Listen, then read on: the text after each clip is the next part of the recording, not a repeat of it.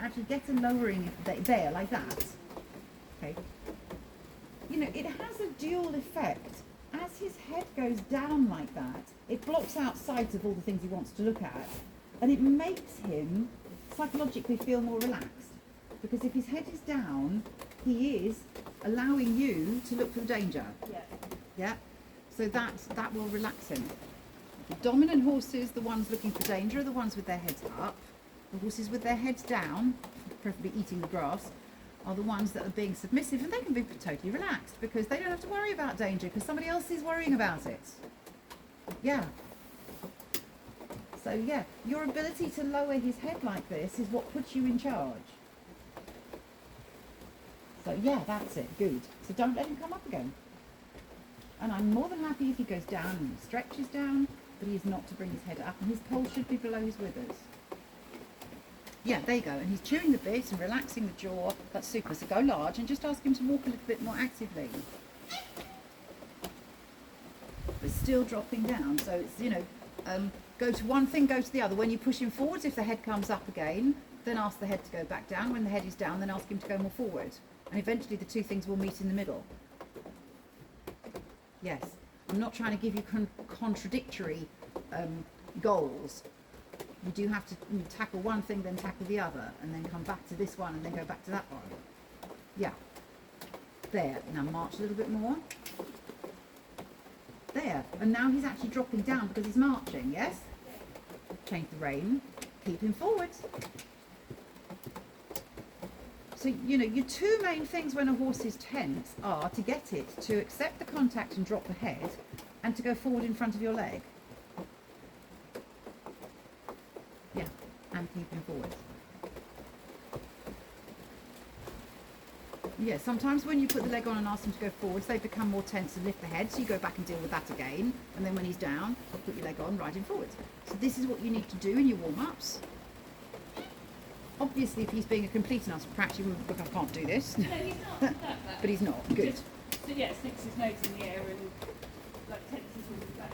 Well, use the counterflexions because he does understand what they mean, and it's about reconfirming that yielding response to the bit, yes, and the yielding involves relaxing the jaw so he chews the bit, and relaxing the poll so his head drops down. Yeah, and then when you've got it to that stage and you can actually just touch the bit a little bit left right with your fingers, so just slide it in his mouth and the head goes down, you don't need to do the flexions because you've got that response. That's all that counterflexion is about, is reconfirming that the response to the bit is to yield, soften and drop the head. Yeah. So now try taking him to the trot in that position.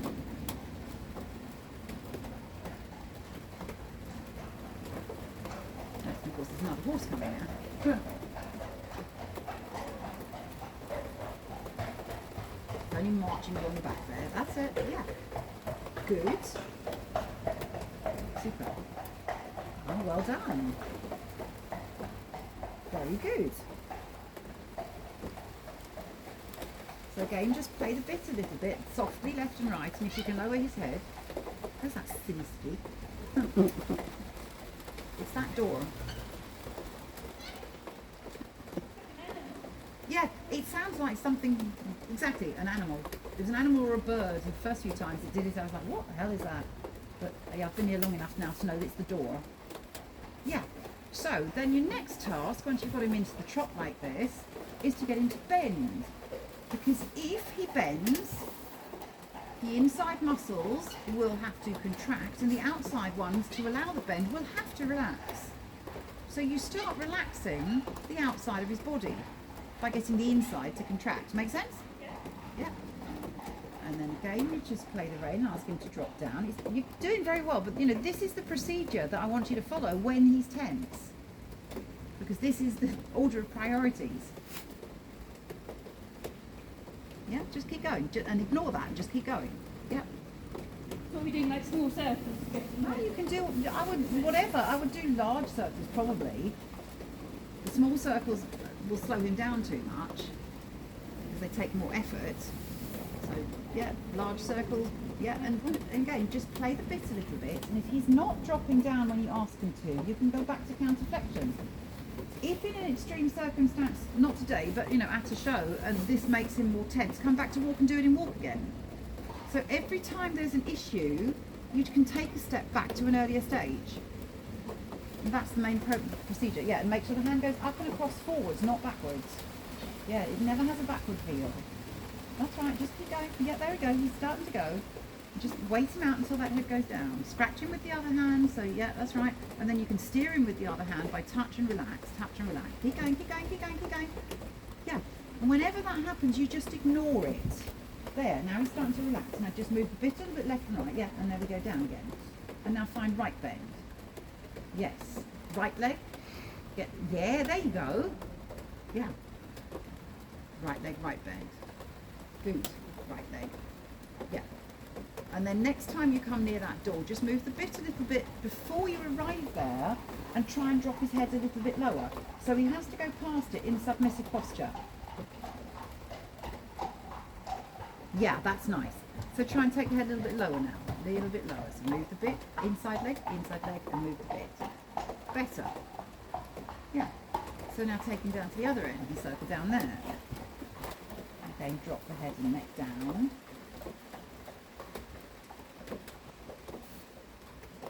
You can circle in the middle if you like, I don't mind, wherever you want to circle, that's fine. What I am going to say is, and I don't disagree with what you're doing, but I do want you to be careful that you don't overuse the counterflexion, because it can really annoy them.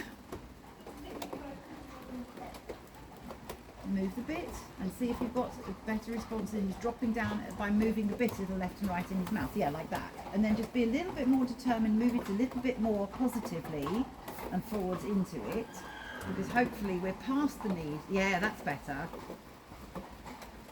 And only go back to the counterflexion if he really fixes against the bit. So the counterflexion is something to use judiciously, not all the time. Yeah, once you've got into this stage, you should be able to just move the bit and say, now drop down. Yeah, good. And forward, so he's in front of the leg. If I break the inside rein to turn his head to the inside,